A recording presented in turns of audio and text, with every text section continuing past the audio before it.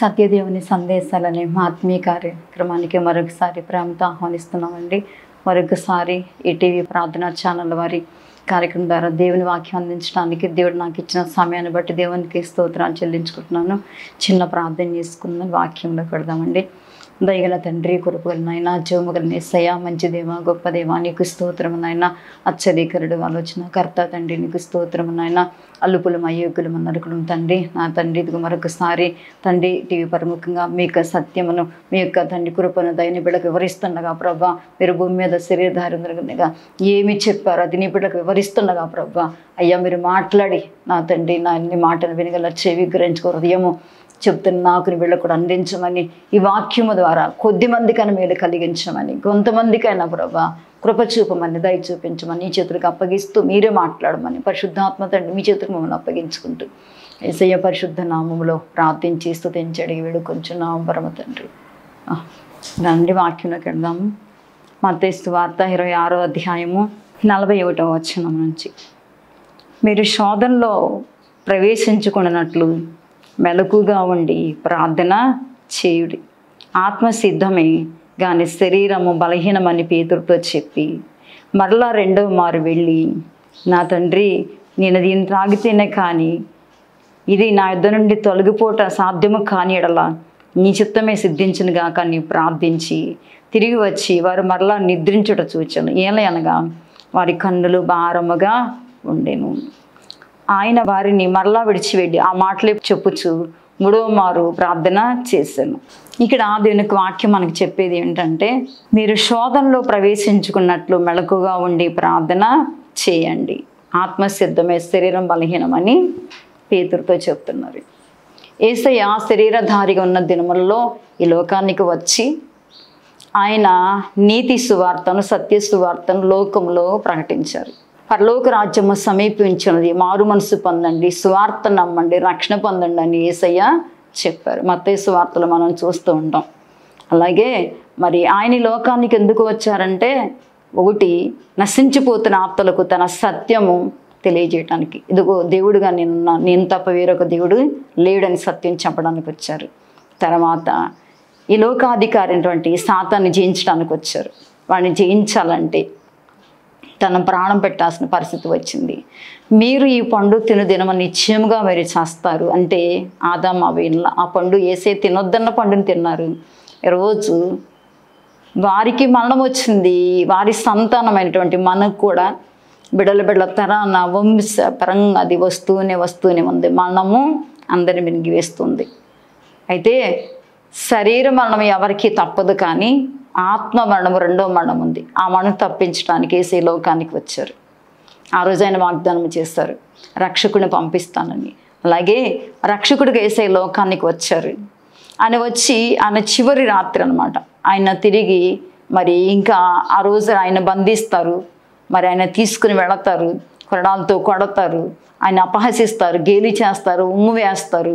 మరి ఆయన తలపై ముండ్ల కిరీటాన్ని పెడతారు, ఆయన భుజం మీద భారమైన సిలువను పెడతారు, ఆయన చేత మోపిస్తారు, ఆయన పాదముల చేతుల శీలలు కొడతారు, భూమికి ఆకాశం మధ్య వేలాడ తీస్తారు.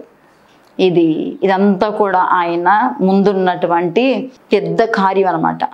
ఆ కార్యమును చేయటానికి యేసయ్యే శరీరధారికి ఉన్నప్పుడు ఎంతో రోదన ప్రార్థన చేశాడు. ఒకటికి ప్రతిసారి వెళ్ళి మోకరించి మరలా ప్రార్థన చేస్తూనే ఉన్నాడు. తన చెమట రక్త బిందువుల కారణంతగా లూకాసువార్తలో మనం చూస్తాం, ఆయన ప్రార్థన చేస్తూనే ఉన్నాడు అనమాట. ఆయన చెప్తున్నాడు, మీరు శోధనలో ప్రవేశించుకున్నట్లు మెలకుగా ఉండి ప్రార్థన చేయండి. దేవుడైనటువంటి యేసు ప్రభువారే ప్రార్థన చేసి మన ముందు మాదిరిగా చెప్పి వెళుతున్న మాట ఏంటంటే, మీరు శోధనలో పడుకున్నట్టు మెలకుగా ఉండి ప్రార్థన చేయండి. ఆయన శరీరధారి దినములో మహారోధన ప్రార్థన చేస్తూ వచ్చాడు. పగలంతా కూడా మరి ఆయన దయాలపట్నం విడిపిస్తూ, రోగులను ముట్టి బాగు చేస్తూ, సువార్తను చెబుతూ, రాత్రి కొండకు వెళ్ళి ఏకాంతంగా ప్రార్థనలో గడుపుతుండ ఆయన దేవుడైన అంత ప్రార్థన చేశాడు. అది నాన్న అని వెళుతూ వెళుతూ కూడా హెచ్చరిక చేసి వెళుతున్నాడు. ఏమంటే మీరు శోధనలో ప్రవేశించుకున్నట్టు మెలకుగా ఉండి ప్రార్థన చేయండి. ఎదుగో నేను భూమి మీదకి వచ్చి నా పని ముగించుకొని నేను వెళుతున్నాను, తండ్రి చిత్తం నెరవేర్చి వెళుతున్నాను.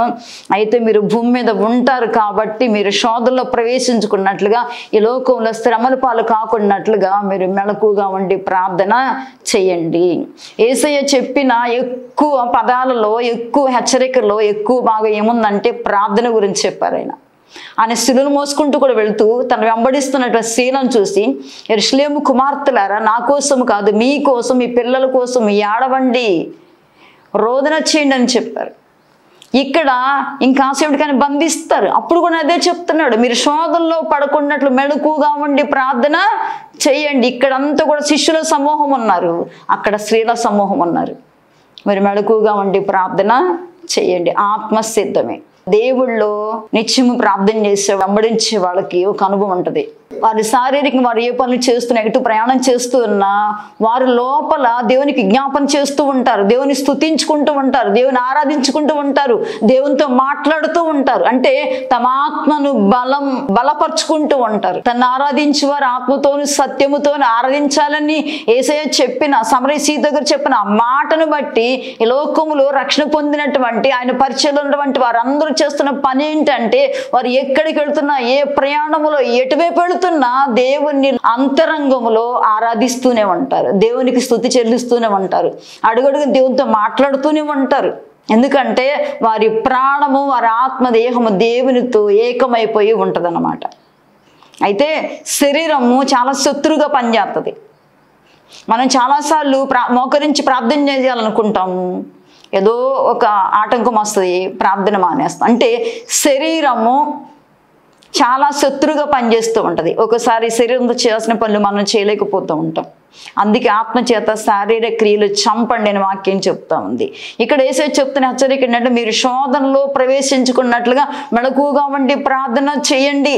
యేసయ్య ఇంకో మాట చెప్తున్నారు, లోకములో మీకు శ్రమ కలుగును, ఆయనను ధైర్యం తెచ్చుకోండి, నేను లోకాన్ని జయించాను. మీరు నన్ను నమ్ముకున్న మీరు లోకమును జయించుకుంటూ పెడతారు కాబట్టి మీరు మెలకుగా ఉండి ప్రార్థన మాత్రము చేయండి. ప్రార్థన చాలా అవసరం. ఒక మనిషి రక్షణ పొందిన తర్వాత ప్రార్థన ఎంత అవసరం అంటే, మనం పీల్చుకునే గాలి మనకి ఎంత అవసరమో, ఈ గాలి పీల్చుకోకపోతే మనం ఎలా చనిపోతామో, ప్రార్థన మానేస్తే అతను చచ్చిపోతాం. మనం ప్రార్థన మానకూడదు. నేను చెప్తాను అనుభవాన్ని బట్టి, తిండి తినడమైన మానొచ్చు కానీ ప్రార్థన మానకూడదు. ఈ లోకములో బంధువులు ఎవరెవరో వచ్చి మన ఇబ్బంది పెడుతూ ఉంటారు. వాళ్ళు దూరమైన పర్వాలా, ప్రార్థనను, దేవునితో సహవాసాన్ని కోల్పోకూడదు. ఇక్కడ మీరు శోధనలో పడుకున్న మెలకుగా ప్రార్థన చేయమని శిష్యులతో చెబుతాడు. అందరూ నిద్రపోయారు. యేసుని బంధించక వచ్చాడు, వాళ్ళందరూ పారిపోయారు. ఒక్కళ్ళు కూడా యేసు వెంటలేరు, ఒక్క యోహాను గారు తప్ప అందరూ పారిపోయారు. నా అనుభవానికి సాక్ష్యం చెప్పాలని ఆశపడుతున్నాను. నెలకు 5 దినాల ప్రార్థన జరుగుతుంది. 5 పగళ్ళు 5 రాత్రులు ఆమె అనకుండా చేసే ప్రార్థన, గొలుసు ప్రార్థన. ఆ ప్రార్థనలో నేను ప్రతి నెల కలుసుకునేదాన్ని. 5 దినాలు జరిగే ఆ ప్రార్థనలో రాత్రి పగలు కూడా ఇక ఆమె అనకుండా అక్కడ ప్రార్థన చేయాలి. రాత్రి పూట అందరూ వరుసనే పడుకొని నిద్రపోతున్నారు. నేను వారి మధ్య కూర్చొని వారిని చూసి నాకు ఒక తలంపు దేవుడు ఇచ్చాడు. ఆ టైంలో ఏంటంటే, నేను ఒక పాట రాసుకున్నాను. నిద్రపోకు నిద్రపోకు ఓ విశ్వాసీ, నిద్రపోకు నిద్రపోకు ఓ విశ్వాసీ, ఆ నిద్రయే నీకు నిజమైన శత్రువేమో, ఆ నిద్రయే నీకు నిజమైన శత్రువేమో. మెళకువగా ఉండి ప్రార్థించుమా, మెళకువగా ఉండి ప్రార్థించుమా, ఆత్మలో ఎల్లప్పుడూ, ఆత్మలో ఎల్లప్పుడూ, ఆత్మలో ఎల్లప్పుడూ. ఈ పాటనండి నేను వాళ్ళందరూ నిద్రపోతూ ఉంటే అక్కడ కూర్చొని పల్లవి రాసుకున్నాను. ఎందుకు రాసానంటే, ప్రార్థన చేసుకోవడానికి ఉపవాసం ఉండి దేవుని సన్నిధికి చాలా మంది వచ్చారు. వాళ్ళంతా దాదాపు దగ్గర 50-60 మంది దాకా ఉపవాసం ఉండి పొట్టగట్టుకొని తినక దేవుని ప్రార్థన చేసుకోవాలి జ్ఞాపం వచ్చి, కానీ అందరూ ఏం చేస్తున్నారు, నిద్రపోతున్నారు. ఆ నిద్రపోతున్న వాళ్ళని చూసినప్పుడు ఆ రాత్రి నాకు ఇచ్చినప్పుడు నేను ఆ పాట రాసుకొని సంతోషించాను. తర్వాత అదే సంఘములో ఒకరోజు మరలా అదే ప్రార్థనలో నేను ఆ పాట పాడానండి. దేవునికి స్తోత్రం కలుగును గాక.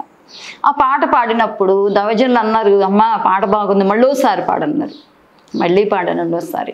అప్పుడు నా వెనక కూర్చున్న ఒక సహోదరి ఆ పాట విని ఆరాధన అయిపోయింది. నేను బయటకు వచ్చిన తర్వాత ఆమె అంటుంది, అమ్మ ఆ పాట నన్ను చాలా హెచ్చరించింది, ఒకసారి మా ఇంటికి వస్తావా అంటే, అలాగే ఆంటీ వస్తానని చెప్పి నేను తర్వాత వెళ్ళాను. వెళ్ళిన తర్వాత ఆమె సాక్ష్యం చెప్తుంది, నువ్వు ఆ పాట పాడినంతసేపు నేను చాలా దుఃఖపడ్డాను, వేదన పడ్డాను, కన్నీరు కార్చాను అంటుంది. ఎందుకు ఆంటీ అంటే అని చెప్తుందమ్మా, నేను చాలా నిద్రపోతాను. ఎంత నిద్ర అంటే రాత్రులు నిద్రపోతాను, పగలు కూడా నిద్ర, పని చేసుకో, నీకు ఎప్పుడు అంటే ఎప్పుడు మంచం మీదే ఉంటాను. నేను నిద్ర అంతగా ప్రేమిస్తాను. నిద్ర వల్ల ఎంత శాపం ఉంటుందా, నిద్ర వల్ల ఎంత మరి కఠినమైనటువంటి ఉగ్రత వస్తుందా నాకు తెలియదమ్మా. ఈ పాట నన్ను మేలుకొల్పింది. ఈ పాట ద్వారా నేను నా మన తెరవబడ్డాయి. ఈ పాట విని ఇంటికి వచ్చిన తర్వాత చాలా వేదన పడి దుఃఖపడి ఏడ్చి ప్రార్థన చేసుకున్నాను. మొదటి చరణము ఆ పాటలో ఇలా రాయబడింది, దెలీలా బడిలో నిద్రపోయిన సంసోను దైవశక్తిని కోల్పోయాడు, తన కందృష్టిని కోల్పోయాడు.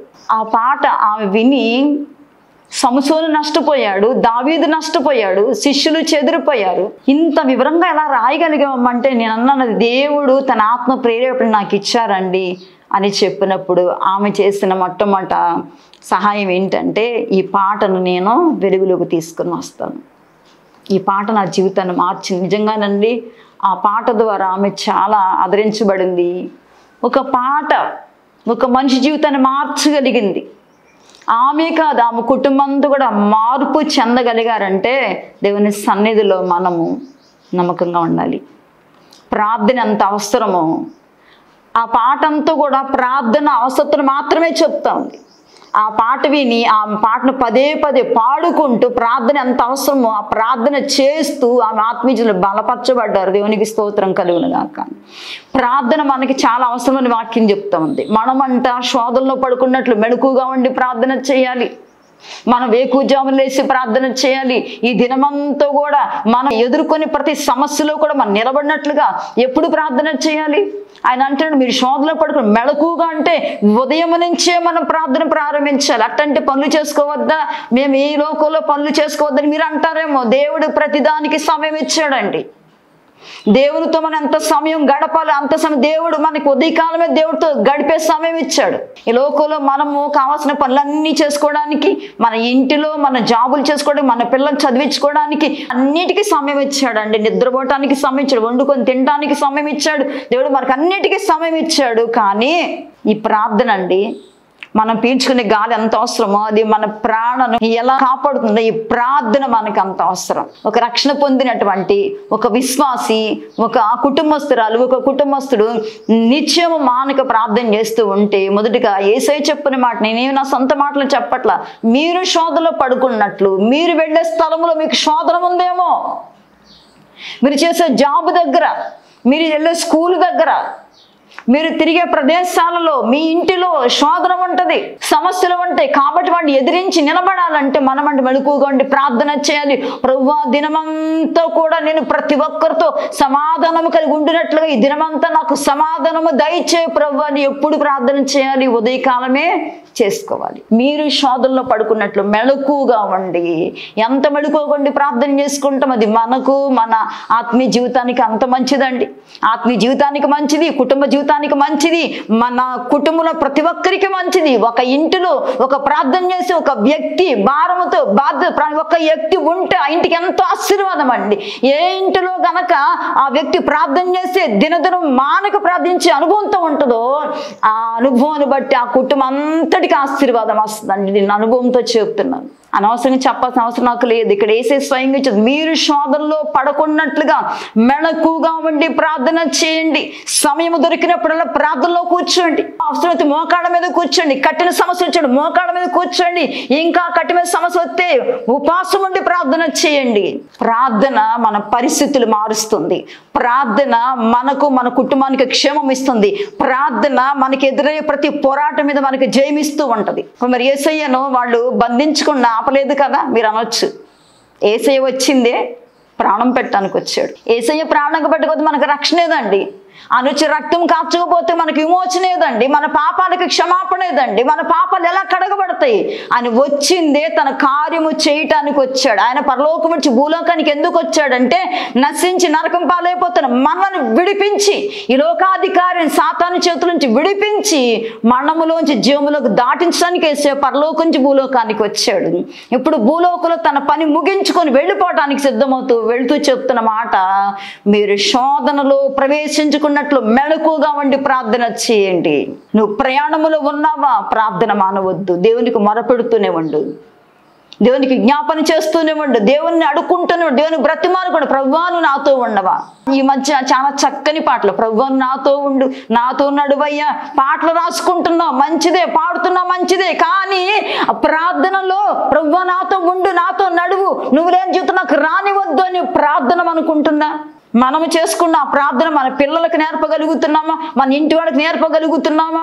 ఆయన చెప్తున్న మాట అండి. యేసయ్య లోకానికి వచ్చి తిరిగి తన యాత్రను ముగించుకుని వెళ్ళిపోతున్నప్పుడు పేతురుతో చెప్తున్నాడు, పేతురు నువ్వు కూడా నిద్రపోతున్నావా? ఆయన సముద్రం మీద నడుచుకుంటూ వస్తుంటే, ప్రభువా నీలాగా నేను కూడా నడుస్తాను, నాకు అవకాశం ఇవ్వంటే వేసే అవకాశం ఇచ్చాడు. సముద్రం మీద నడిచాడు పేతురు గారు. దేశం చూసినంతసేపు నడిచాడు, సముద్రం వైపు చూసినప్పుడు మాత్రం మునిగిపోయాడు. మనం కూడా అంతే, యేసు వైపు చూస్తూ కూడా లోకములు బ్రతకాలి. అటువంటి ఎంతో విశ్వాసం కనబచ్చినటువంటి పేతురు అంటున్నాడు, పేతురు నువ్వు కూడా నిద్రపోతున్నావా? వాళ్ళని నిద్రపోతున్నారు, నువ్వు కూడా నిద్రపోతున్నావా? అంటే అక్కడ ఏమర్థం ఇస్తుంది? రక్షణ పొంది అన్ని అనుభవాలు కలిగిండు కూడా మనము కూడా నిద్రపోయే స్థితిలో ఉండకూడదంట. మన శరీరానికి నిద్ర అవసరం అండి, కొన్ని గంటలు నిద్రపోవాలి మంచిది, కానీ ఒకసారి గంటలు గంటలు అదే నిద్రపోతూ ఉంటే అది క్షేమము కాదు. మనము ఒక సమయం నిర్ణయించుకోవాలి. అసలు ఖచ్చితంగా లేచి, ఇదిగో అది ఉదయకాలం కావచ్చు, మధ్యాహ్నం కావచ్చు, రాత్రి కావచ్చు, దేవుని సన్నిధిలో మనము ప్రతిరోజు లోకములో ఉండగా మనం ప్రార్థన చేయాలండి. ఎందుకంటే సాతాను లోకాధికారి శోధిస్తూనే ఉంటాడు. ఎంతకాలం వాడు అనుచరులుగా బ్రతికిన మనము ఇప్పుడు యేసయ్య అనుచరులుగా అయిపోయి ఆయన బిడ్డలుగా మారిపోతే వాడికి కడుపు నిండా అసూయ పెరిగిపోయి ఏం చేస్తాడంటే, నేను పొందుకొని పరలోకి వీడు పొందుకోడు, నాకు లేని రాజు వీళ్ళకి రాకూడదని చెప్పేసి మనం భూమి మీద బ్రతికినంతగా శోధిస్తూనే ఉంటాం. అందుకే యేసయ్య చెప్పిన మాట, మీరు శోధనలో పడుకున్నట్లు మెళకువగా ఉండి ప్రార్థన చెయ్యండి. ఇంకొకటి ఏం చెప్తున్నాడంటే, ఇదే మనం చూద్దాం, మార్కు సువార్త 13వ అధ్యాయము 12వ వచనం. ఆ దినమును గూర్చి, ఆ గడియను గూర్చి తండ్రి తప్ప ఏ మనుషుడైనను పరలోకమందుల దూతలైనను కుమారుడైనను ఎరుగరు. జాగ్రత్త పడుడి, మెళకువగా నుండి ప్రార్థన చేయుడి. ఆ కాలం ఎప్పుడు వచ్చునో మీకు తెలియదు. ఆ కాలం ఎప్పుడు వచ్చునో, ఆ గడి ఎప్పుడు వచ్చినో మీకు తెలియదు. యేసయ్య వెళ్ళిపోతూ ఒక మాట చెప్పి వెళ్ళాడు. ఏమని చెప్పి వెళ్ళాడంటే, నేను వెళ్ళి మీకు స్థలం సిద్ధపరిచి నేనుండు స్థలంలో మీరు ఉండేలాగా మరలా వచ్చి మేము తీసుకుని వెళతాను. ఒకసారి వచ్చాను, దేనికి వచ్చానంటే ఇదిగో నా ప్రాణం పెట్టి ఈ లోకాధికారిని జయించి వాడి చేతులను మేము విడిపించడానికి వచ్చాను. కాబట్టి మీరు లోకంలో మీరు జీవించేంత కాలం మీకు శోధన ఉంటుంది. కాబట్టి మీరు ప్రార్థన చేస్తూ బలవంతులు కండి, ప్రార్థించే వారిగా ఉండండి, నిలబడే వారిగా ఉండండి, ఆత్మలో బలవంతులుగా ఉండండి అని చెప్పి ఇక్కడ చెప్తున్నాడు. ఎందుకు మనం ప్రార్థన చేయాలి? ఈ లోకంలోనండి మనము ఆరోగ్యంగా బ్రతకడం కోసం ప్రార్థించాలి. అంటే మన ఆరోగ్యం కోసం ప్రార్థన చేసుకోవాలి.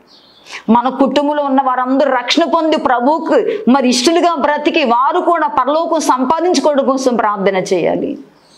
ఈ లోకంలో మనం బ్రతికినంత కాలము కూడా దేవుడు మరి మనకి ఆయుష్ కాలములో ఆయన గురించి మరి కొద్ది మందికైనా మన సాక్ష్యం ఇచ్చడం కోసము మనము ప్రార్థన చేసుకోవాలి.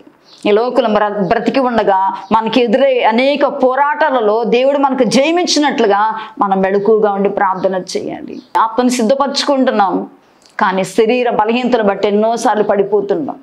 గొప్ప గొప్పడు పడిపోతున్న దినాలు ఇవి. ఏర్పరచబడిన వారి చేత పడద్రోయటం సాతాను అధికారము కలిగి ఉన్నాడు. కాబట్టి వాక్యం చెప్తా ఉంది, యేసయ్య చెప్పిన మాట మీరు శోధనలో పడుకున్నట్లు మెలకుగా ఉండి ప్రార్థన చేయండి.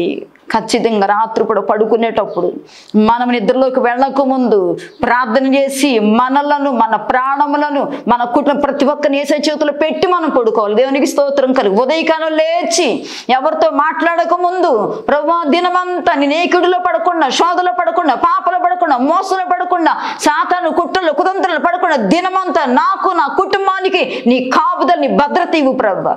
ప్రార్థన చేయాలండి. ఉదయకాలం చేయాలి, రాత్రులు చేయాలి, మధ్యాహ్నం చేయాలి. అది యేసయ్య చెప్పిన మాట. హెచ్చరిక చేస్తారు. ఒక రకం చెప్పాలంటే హెచ్చరిక అది మనకి. ఇది మీరు తప్పకుండా చేయాలి. మేము ప్రార్థన చేయమండి, మా అమ్మ నాన్న చేస్తారండి అని పిల్లలు తప్పించుకుంటారు. మా పిల్లలు చేస్తారండి అని తల్లిదండ్రులు తప్పించుకుంటారు. ప్రార్థన వ్యక్తిగతం. నీ ప్రార్థన నువ్వెంత చేసుకుంటావో నీ ప్రార్థన నీకంత క్షేమం కలిగిస్తుంటుంది.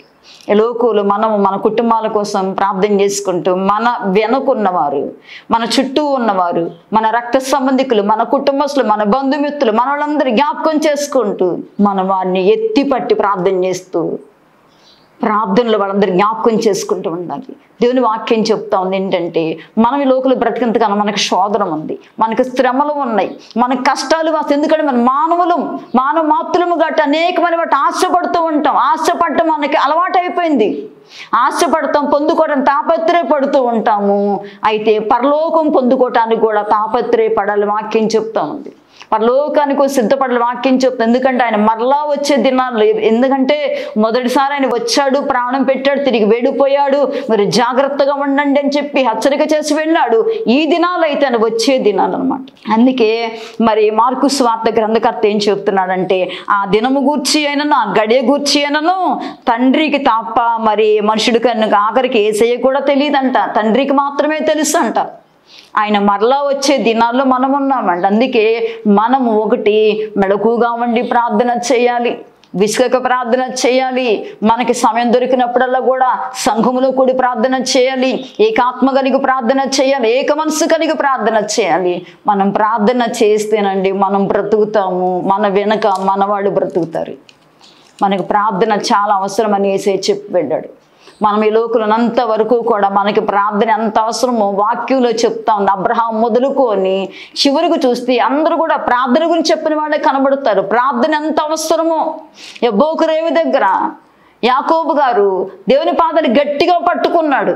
రోదన విడువక పట్టుదలతో ప్రార్థన చేశాడు. దేవుని పొందుకుని, ఇదిగో నువ్వు దేవునితోనూ మనుషులతోనూ పోరాడి గెలిచావని సాక్ష్యం పొందుకున్నాడు. అంటే లోకంలోనంట రక్షణ పొందినటువంటి మనం, దేవునికి కలిగినటువంటి మనము అని చెప్పినటువంటి మాట ఏంటంటే, మీరు శోధనలో పడుకున్నట్లు మెలకుగా ఉండి ప్రార్థన చేయండి. ఈ లోకంలో మనకు ఆహారం ఎంత అవసరమో, ఈ లోకములో మనకి అన్నపానములు ఎంత అవసరమో, వీటన్నిటికంటే ముఖ్యమైనది ఏంటంటే ప్రార్థనా జీవితం లేకుండా, ప్రార్థించే వ్యక్తులము కాకుండా, పాపాన్ని జయించకుండా, శత్రువుని జయించకుండా, ప్రార్థనతో వాడిని తొక్కుడు వెళ్లకుండా పరలోకం సంపాదించుకోలేరండి.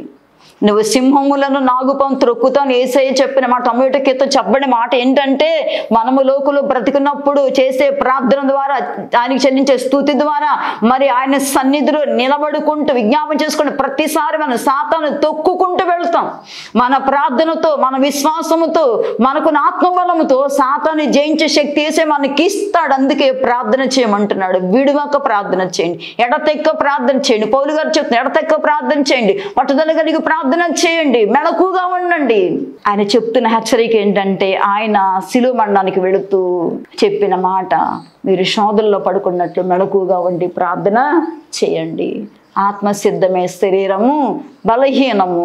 ఈ శరీరం బలహీనమైనది కాబట్టి ఎప్పుడు కూడా ఇది నిర్లక్ష్యంగానే ఉంటుంది. అయితే మన ఆత్మనంట బలపరుచుకోవాలి. ఎందుకంటే ఆయన వస్తున్నాడు, ఆయన వచ్చే దినాల్లో మనం ఉన్నాము. దానికంటే ముందుగా మనము మరి మెలకుగా ఉండి ప్రార్థించేవారిగా ఉండాలి, సిద్ధపడేవారిగా ఉండాలి, మరి మన రక్షణ కాపాడుకునే వారికి ఉండాలి, మన విశ్వాసం కాపాడుకునే వారికి ఉండాలి. మరి మనకిచ్చినటువంటి మన ఈ చిన్న కుటుంబాలలో, మన సంఘములు, మన సహవాసములు, మన నమ్మకములు ఎక్కడే ప్రార్థన చేయటానికి అవకాశం ఉంది అక్కడ ప్రార్థన చేస్తూ, మనుషులు మెప్పించడం కోసం కాదండి, దేవుడిని అంగీకరించేటట్టు మన ప్రార్థన, దేవుడు అంగీకరించేట్టుగా మన ప్రార్థన ఉండాలి, మన విశ్వాసం ఉండాలి, మన కన్నీరు ఉండాలి, మన రోదన ఉండాలి అన్నమాట. అలాంటి కృప దేవుడు మనకి దయచేయను గాక. ఆమేన్. వందనాలండి.